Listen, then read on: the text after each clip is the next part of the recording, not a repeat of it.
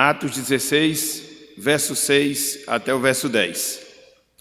E, percorrendo a região frígio-gálata, tendo sido impedidos pelo Espírito Santo de pregar a palavra na Ásia, defrontando Mísia, tentavam ir para Bitínia, mas o Espírito de Jesus não permitiu. E, tendo contornado Mísia, desceram a Troade. À noite, sobreveio a Paulo uma visão, na qual um varão macedônio estava em pé e lhe rogava, dizendo: passa a Macedônia e ajuda-nos. Verso 10. Assim que teve a visão, imediatamente procuramos partir para aquele destino, concluindo que Deus nos havia chamado para lhes anunciar o Evangelho. Até aqui, até o versículo 10, que o Senhor nos abençoe e que Ele esteja aplicando a porção lida da sua santa e bendita palavra nos nossos corações, no nome de Jesus Cristo. Amém. Meus irmãos, meus amigos, nós fomos chamados não só para a salvação, mas nós também fomos chamados para o cumprimento de uma missão. Eu queria que você guardasse essa frase na sua mente, no seu coração. Nós fomos chamados não só para a salvação, mas também nós fomos chamados para o cumprimento de uma missão. Esse é o princípio que, vez por outra, eu falo aqui para os irmãos. Que princípio? Todo benefício, ele sempre trará consigo um compromisso. Todo benefício, ele sempre trará consigo um compromisso. Quer ver como é bíblico? Quer ver como está respaldado na palavra esse tipo de visão, esse tipo de pensamento? É 1 de Pedro, capítulo 2, versículo 9, inclusive é o texto em destaque do nosso boletim, do nosso devocional, do nosso boletim na noite de hoje. Quando Pedro, ele se dirige para alguns irmãos e fala o seguinte: vós, porém, e ele começa a elencar vários benefícios, vários privilégios que aqueles irmãos em Cristo eles possuíam. E ele destaca quais eram esses benefícios. Sois raça eleita, sacerdócio real, nação santa, povo de propriedade exclusiva de Deus. Os nossos benefícios, as nossas bênçãos, as nossas benesses. Mas veja, conforme nós estamos a falar, os benefícios, eles trazem consigo sempre um compromisso. E nesse caso aqui, em especial, que compromisso é? Pedro complementa: a fim de proclamardes as virtudes daquele que vos chamou das trevas para a sua maravilhosa luz. O compromisso, a obrigação, a responsabilidade. Dito de outra forma, para quem gosta de filme, dito de outra forma, em especial para quem gosta da saga dos Vingadores, é mais ou menos como o tio Ben, ele fala para Peter Parker, quando diz: com grandes poderes vem grandes responsabilidades. Com grandes poderes vem grandes responsabilidades. É esse princípio. Todo privilégio, ele traz consigo um compromisso. E no caso aqui, o compromisso chamado de nós anunciarmos as virtudes daqueles que nos chamou das trevas para a sua maravilhosa luz.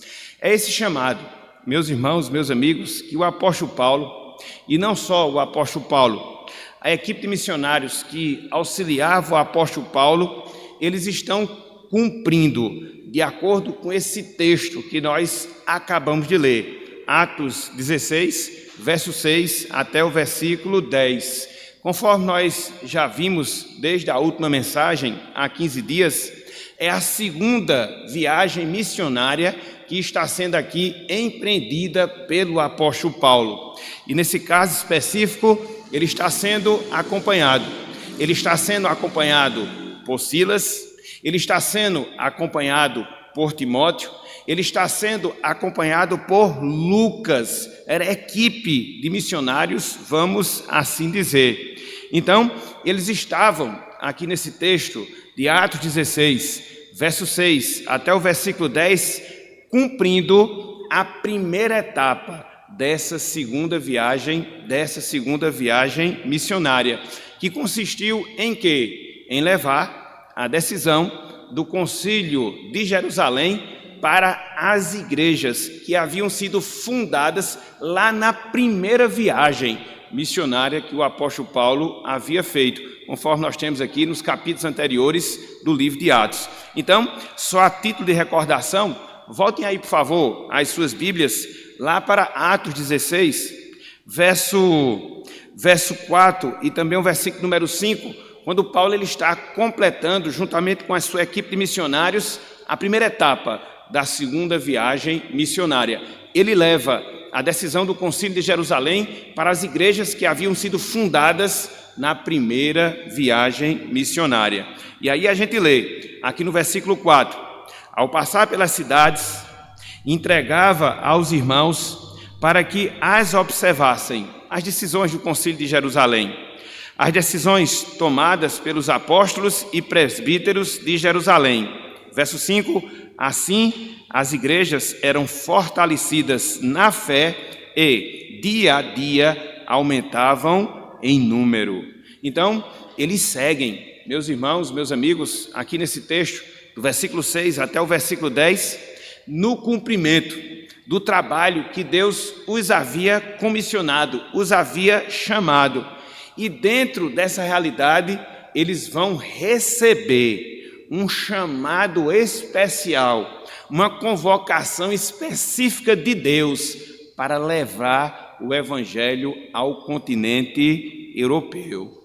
Então, com base nesse trecho, com base aqui nessa passagem, eu queria, meus irmãos, meus amigos, que nós observássemos 1, 2, 3, 4 marcas, 4 características do chamado que Deus nos faz para que nós possamos servi-lo. 4 marcas, 4 características do chamado que Deus nos faz para que nós possamos servi-lo, assim como Paulo e a equipe missionária de Paulo estava servindo ao Senhor. Com base nisso, eu queria que nós pensássemos no seguinte tema na noite de hoje: chamados para servir. Chamados para servir. E diante disso, nós podemos nos perguntar, e diante disso nós podemos nos indagar, quais são então essas 4 marcas? Quais são então essas 4 características desse chamado que Deus faz a mim, desse chamado que Deus faz a você, desse chamado que Deus faz a cada um de nós que somos seus servos, para que nós possamos servi-lo, trabalhar na sua obra. Em primeiro lugar, meus irmãos, em primeiro lugar, meus amigos, esse chamado para servir é um chamado direcionado. Em primeiro lugar, esse chamado de Deus para servir é um chamado direcionado.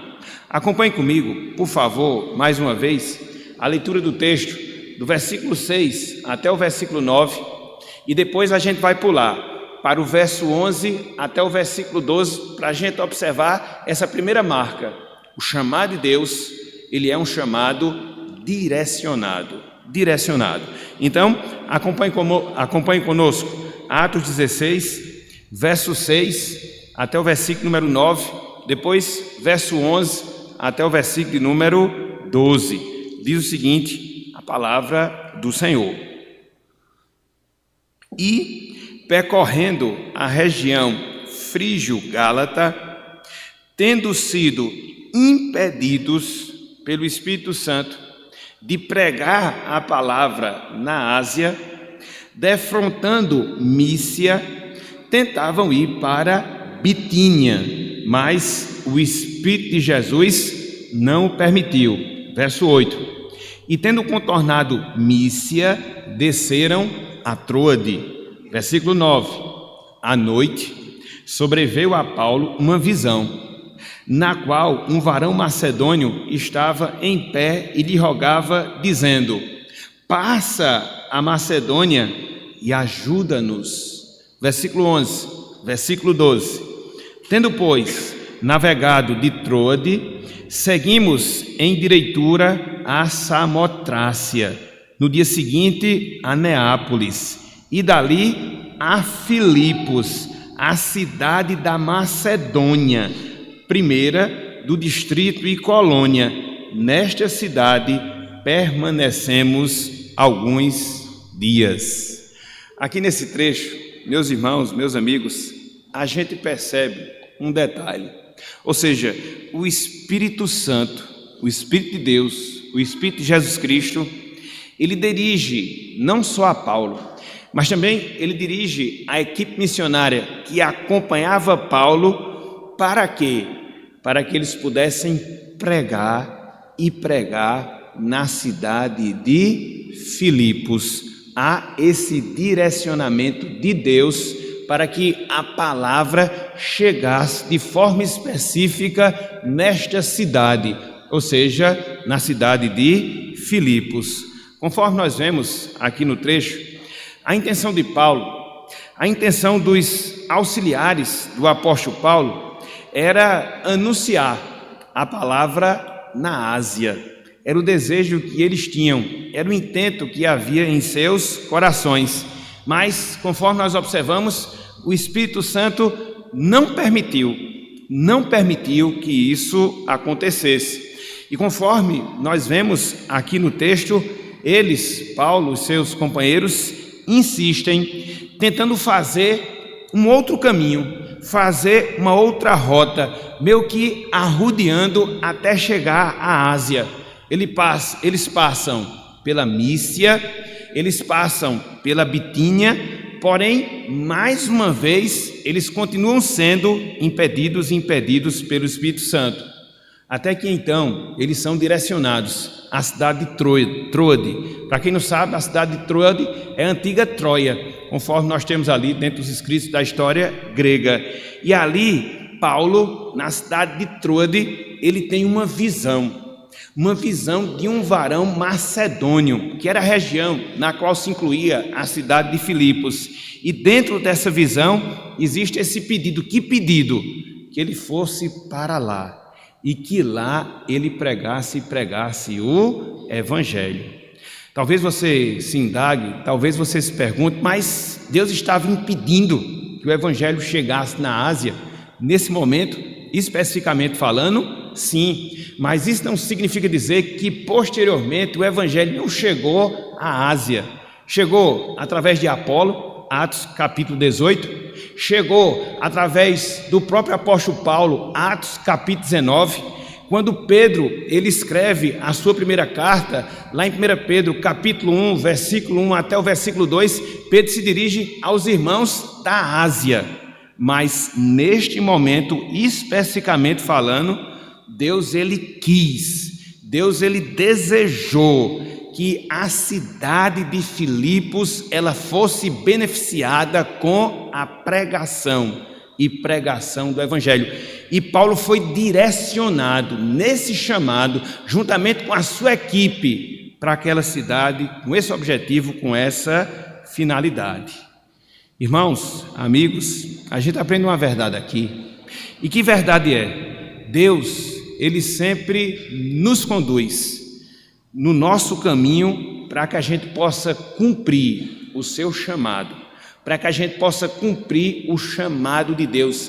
Deus, ele sempre nos conduz para que nós possamos cumprir o seu chamado. Por quê? A Bíblia fala que Deus, ele é soberano. A Bíblia fala que Deus, ele tem um cuidado, mas um cuidado todo especial com a sua obra, com o seu serviço. Logo, não é de admirar que Deus ele venha nos conduzir para que a gente possa cumprir dentro desse aspecto, ou seja, da realização da sua obra, a sua vontade, o seu propósito. Muitas vezes a gente se desculpa, dizendo que não sabe, dizendo que não entende a vontade de Deus, e muitas vezes por causa desse conhecimento a gente justifica a nossa falta de envolvimento no trabalho do Senhor. Porém, quando nós fazemos isso, nós acabamos dando justificativas e justificativas vãs. Por quê? A gente observa aqui no caso do apóstolo Paulo, a gente vê aqui no caso desse texto, Deus, ele fechou algumas portas, Deus, ele abriu uma outra porta, chegou ao ponto de se revelar de maneira extraordinária para Paulo, para quê? Para mostrar o desejo que Deus tinha, que Paulo levasse o seu evangelho, o evangelho da salvação aos moradores da cidade de Filipos. Quando eu vejo um texto como esse, quando eu considero esse princípio que nós temos aqui sendo ensinado na palavra de Deus, me vem mais uma vez à mente a história de Calley, o pioneiro do evangelho aqui no nosso país. Conforme nos conta a sua história, o intento de Calley sempre foi de pregar o evangelho na China, mas acabou que por causa das enfermidades da sua primeira esposa, ele acabou não realizando isso. E essa mesma enfermidade fez com que, de uma forma ou de outra, Calley chegasse aqui ao Brasil para poder pregar a palavra de Deus. É a confirmação desse princípio que nós temos aqui sendo ensinado na palavra. E aqui nós temos uma lição. Na verdade, nós temos um grande desafio para nós. Que desafio é?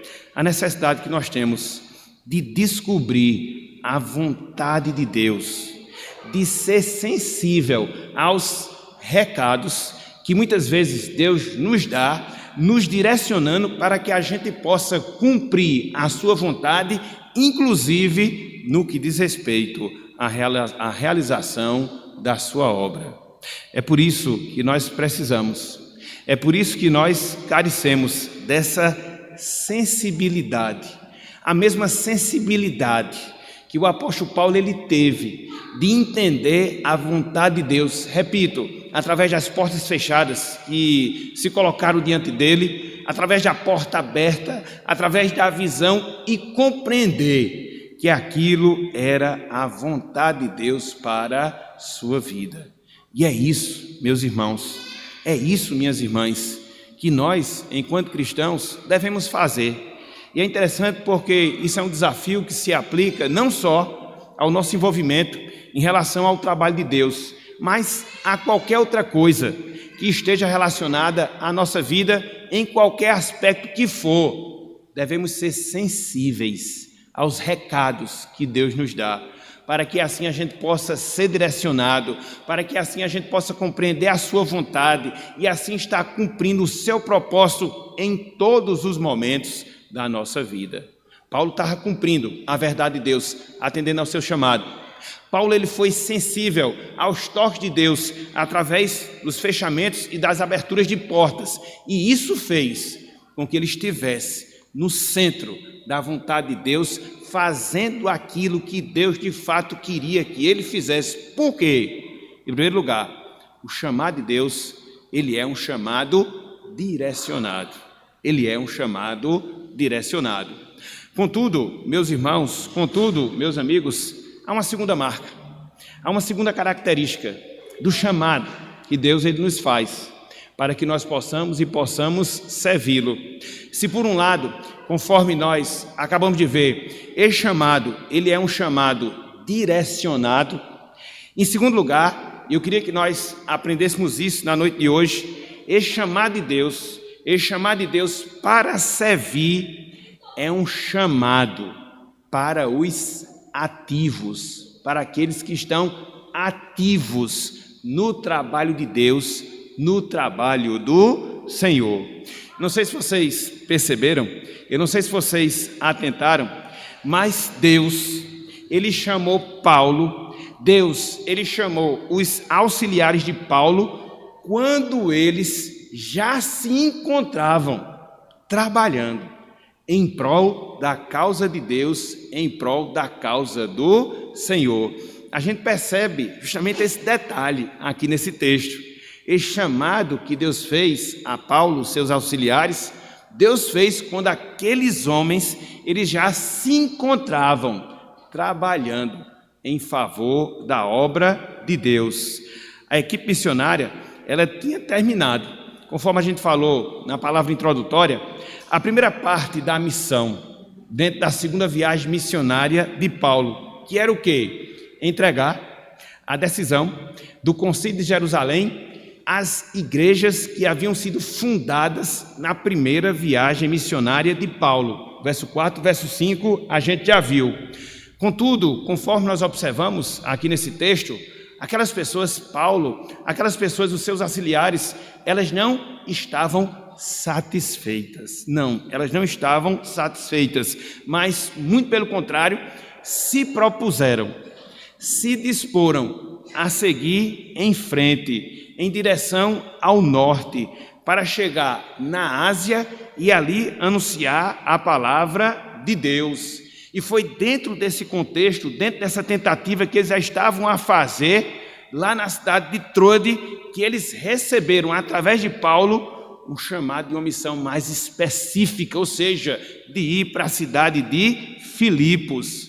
Então, Deus, ele não trabalhou com pessoas ociosas. Não, ele não trabalhou.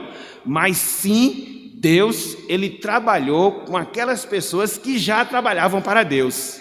Olha só que coisa interessante. Olha só que coisa fantástica. Deus aqui, ele não trabalha com ociosos, mas ele trabalha com pessoas que já estavam trabalhando para ele. No caso, Paulo, no caso, Silas, no caso, Lucas e no caso também, Timóteo. Então, isso nos ensina uma outra lição. Isso nos ensina uma outra verdade. Meus irmãos, meus amigos, o extraordinário de Deus vem quando a gente está fazendo o ordinário. O extraordinário de Deus vem quando nós estamos fazendo o ordinário. Foi algo espetacular, e com toda certeza foi algo espetacular o que Paulo experimentou, uma visão do varão macedônio, convocando para que ele pudesse ir à Macedônia e ali pregar o evangelho. Mas veja, quando foi que isso se deu? Veja, quando foi que isso aconteceu? Quando Paulo já se encontrava na empreitada evangelística, missionária, quando ele já se encontrava realizando a obra do Senhor. Muitas vezes, meus irmãos, muitas vezes, minhas irmãs, a gente até planeja fazer algo para Deus. A gente até idealiza fazer algo em favor da obra do Senhor, mas a gente fica apenas na vontade, mas a gente fica apenas na intenção, e isso não é bom. Outras vezes a gente espera um chamado fantástico, um chamado especial, para que somente a partir daí a gente possa fazer algo para o Senhor. Resultado, a gente passa toda uma vida e Deus não nos usa para fazer nada, absolutamente nada. Porque, repito, o extraordinário vem quando a gente está fazendo o ordinário, cumprindo com a nossa missão básica. Então, extraia essa lição para a sua vida, extraia esse desafio para a sua vida. Não espere por melhores condições para fazer algo para Deus. Não espere por melhores condições para fazer algo relacionado à sua vida.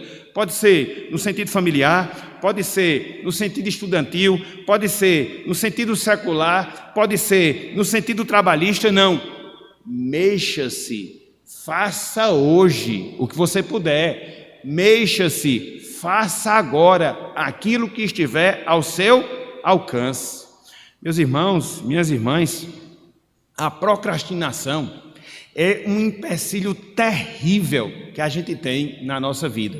Ou seja, deixar sempre para amanhã, deixar sempre para amanhã, deixar sempre para amanhã coisas que muitas vezes a gente pode fazer quando? hoje, que a gente pode fazer agora, que a gente tem condições de fazer hoje, que a gente tem condições de fazer agora, e acaba que a gente fica esperando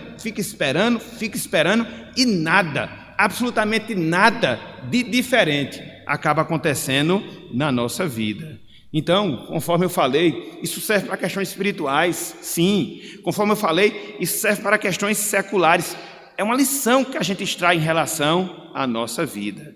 Então, veja aquilo que está ao seu alcance. Veja aquilo que você pode fazer hoje.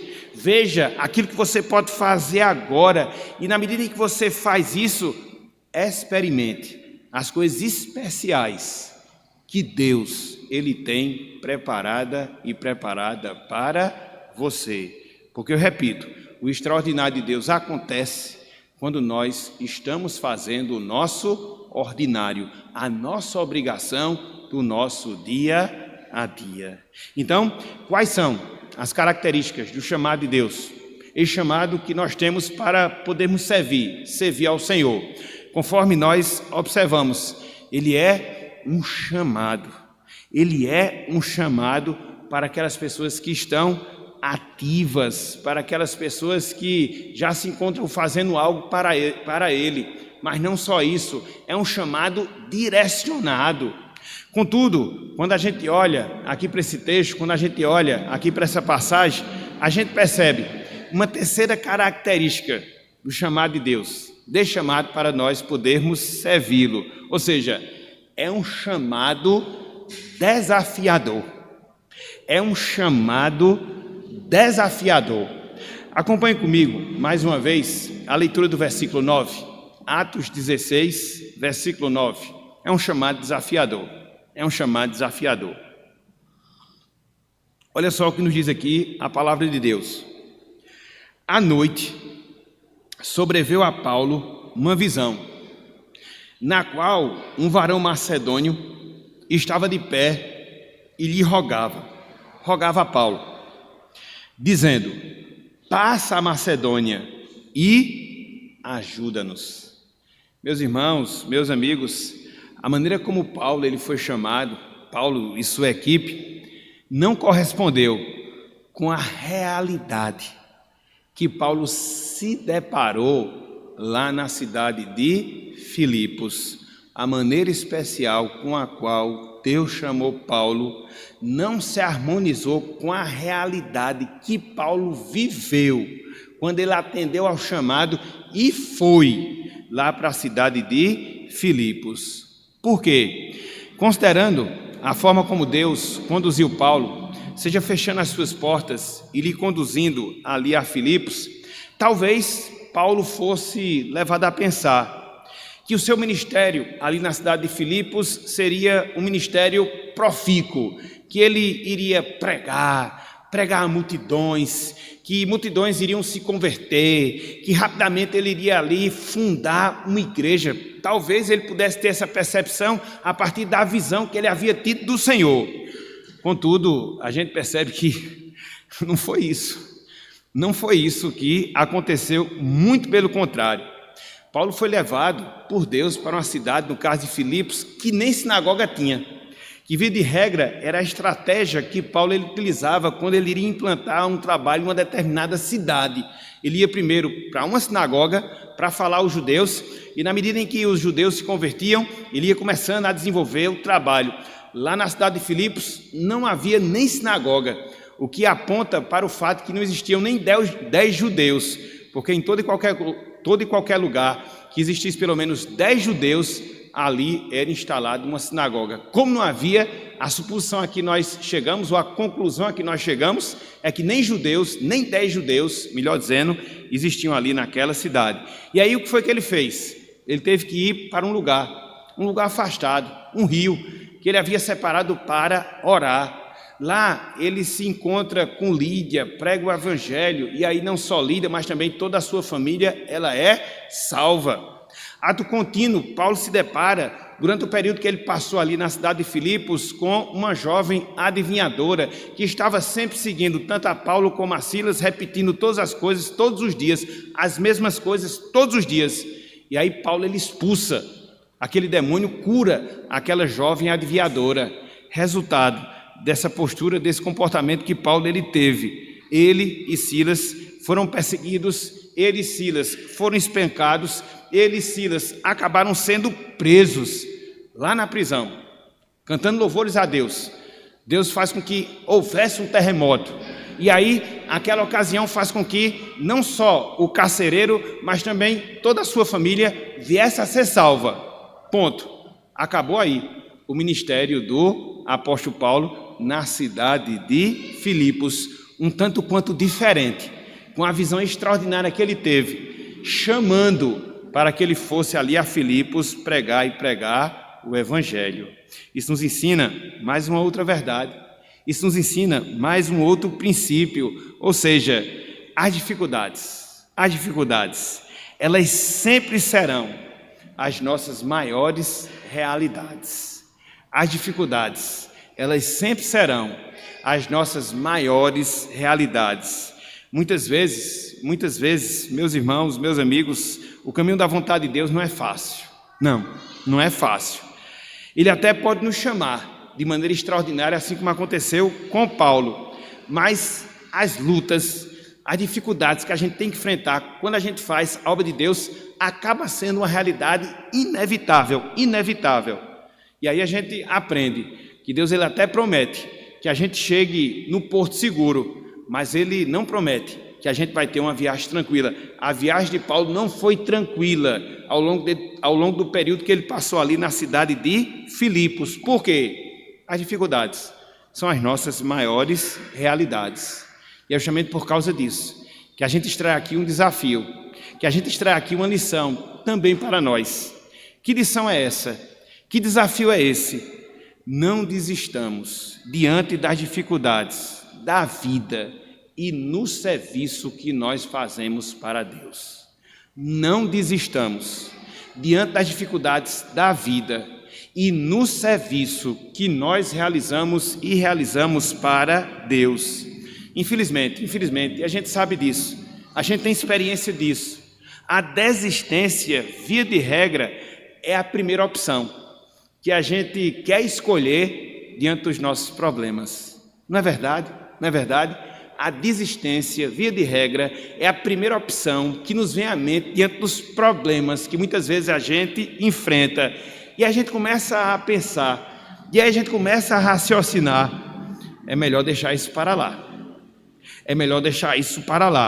Afinal de contas, eu não sei fazer isso. Afinal de contas, as pessoas não me apoiam em fazer isso. Afinal de contas, muitas vezes eu sou criticado por fazer isso, então é melhor não fazer nada, porque é muito difícil. Não, meus irmãos, não, minhas irmãs, de forma nenhuma. Muito pelo contrário, precisamos estar convictos, precisamos estar seguros da vontade de Deus, do propósito de Deus e nos lançarmos a realizarmos isso, independente das dificuldades que porventura a gente vem enfrentar. É como diz na linguagem popular, pode chover canivete aberto, mas eu vou continuar fazendo aquilo que Deus me chamou para fazer.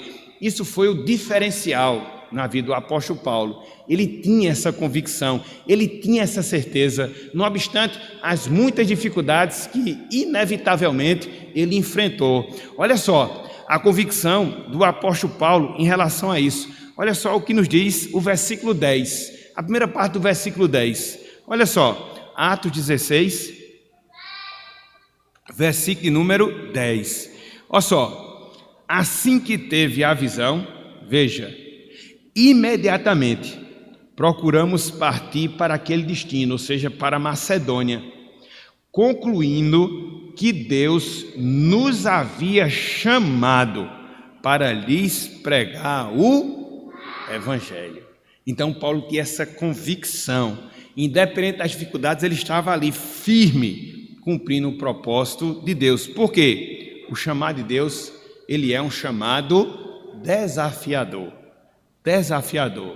Então, se por um lado o chamado de Deus ele é direcionado, Se por outro lado, o chamado de Deus é direcionado para aquelas pessoas que estão ativas, se por outro lado, o chamado de Deus, ele é desafiador, há ainda, em quarto e último lugar, uma quarta marca do chamado que Deus faz a cada um de nós, para que a gente possa servir ao Senhor, ou seja, o chamado de Deus, ele é um chamado necessário.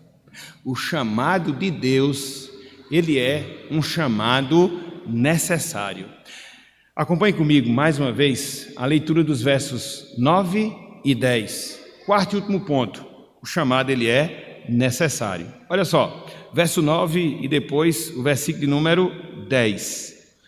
À noite, sobreveio a Paulo uma visão, na qual um varão macedônio estava de pé e lhe rogava, dizendo: passa a Macedônia e ajuda-nos. Verso 10.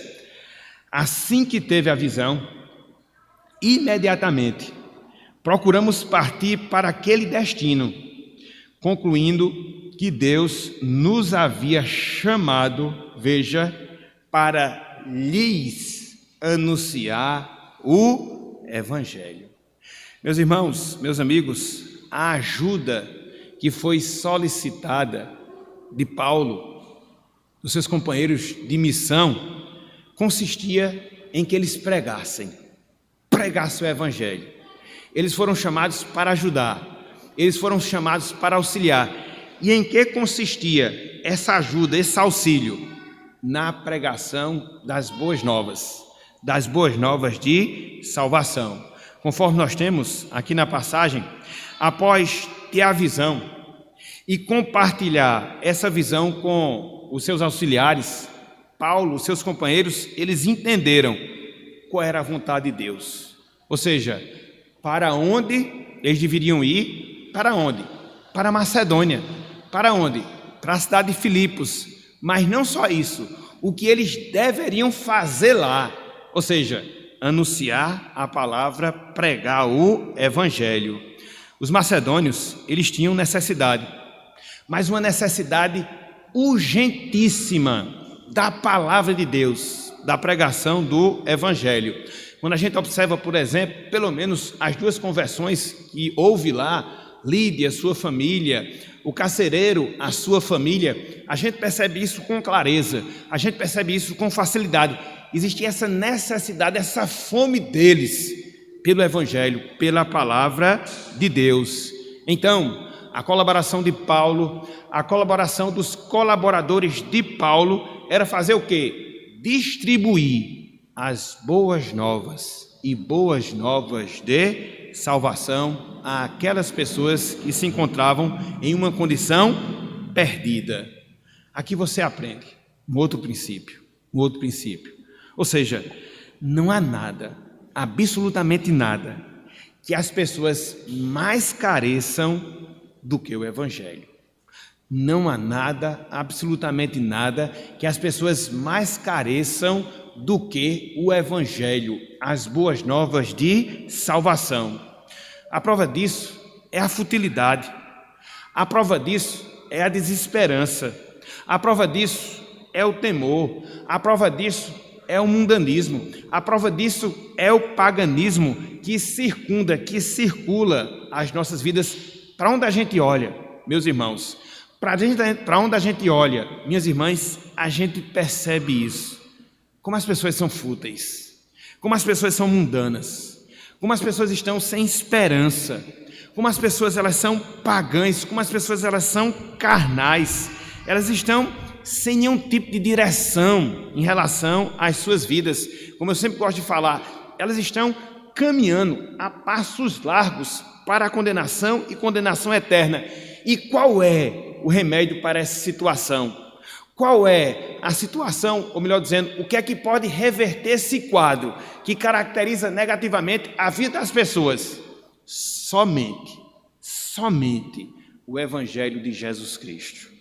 O mesmo Evangelho que nos salvou, o mesmo Evangelho que nos transformou, o mesmo Evangelho que ainda hoje opera em nossos corações. Então, meus irmãos, minhas irmãs, que a gente possa presentear as pessoas com a bênção, com a dádiva da salvação. E essa salvação ela está aqui no nosso coração. Essa salvação ela está aqui nos nossos lábios.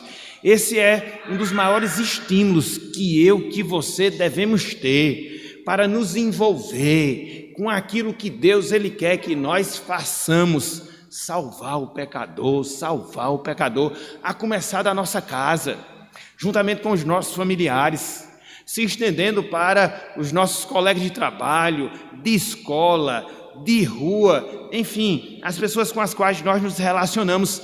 Infelizmente, meus irmãos, a gente não tem consciência da nossa missão. Muitas vezes a gente acaba sendo o crente 007, ou seja, aquele agente oculto, escondido, aquele agente secreto de Deus. Não, foi aquilo que a gente viu na parte introdutória. Deus nos chamou para que a gente possa proclamar as suas virtudes, daquele que nos chamou das trevas para a sua maravilhosa luz. E no final das contas, é isso que vai ser importante para as pessoas. Na verdade, nós temos em nós o único remédio que pode livrar as pessoas da condenação e da condenação eterna.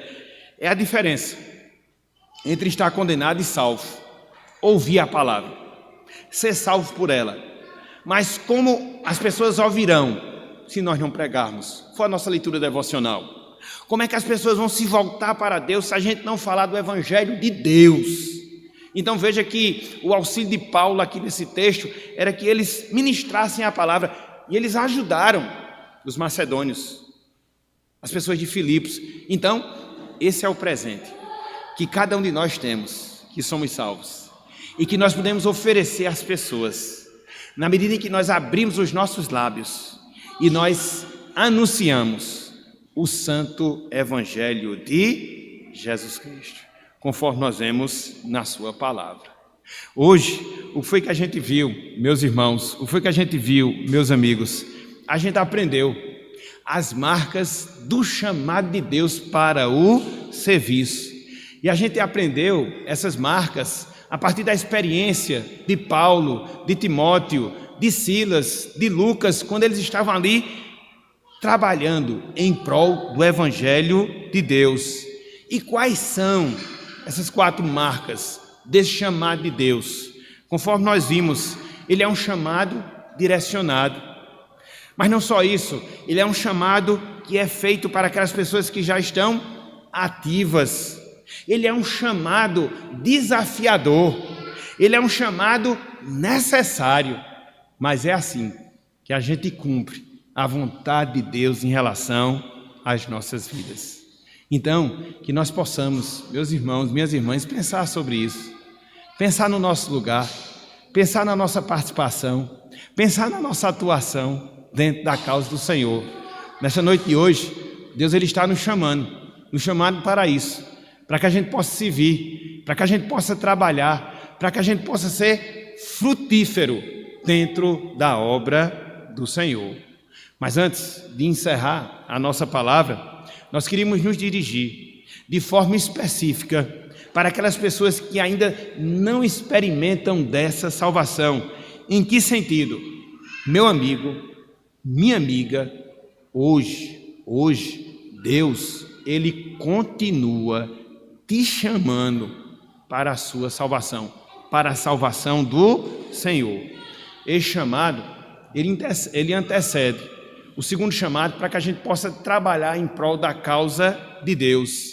A gente viu aqui nesse texto que Paulo, que Lucas, que Silas, que Timóteo, eles foram chamados para realizar a obra do Senhor, mas isso só aconteceu porque antes eles foram chamados pelo Senhor para a salvação. E é nessa ordem que as coisas elas devem acontecer. E é justamente por causa disso que hoje você deve atentar para esse Evangelho, atentar para esse convite de salvação, mas não só atentar para esse convite de salvação, mas ser sensível à voz do Senhor, abrindo o seu coração para que assim a palavra de Deus possa penetrar. Talvez você pense, e de certa forma você tem razão nisso. Eu não consigo fazer isso, ninguém consegue. É justamente por causa disso que você deve clamar pela graça de Deus, clamar pela misericórdia do Senhor, para que Deus lhe abra a mente, para que Deus lhe abra o coração e o Evangelho ele possa penetrar eficazmente na sua vida. E hoje, meu amigo, minha amiga, você possa ser uma nova criatura em Cristo Jesus, para a glória do nome do nosso Deus. Que Deus nos abençoe, que Ele te abençoe e que assim todos nós não só sejamos chamados para a salvação, mas todos nós também sejamos chamados para o serviço de Deus, o serviço do Senhor, para a glória do seu nome. Que Deus nos abençoe e que Ele aplique a sua santa palavra em nossos corações, no nome de Jesus Cristo. Amém. Que Deus nos abençoe.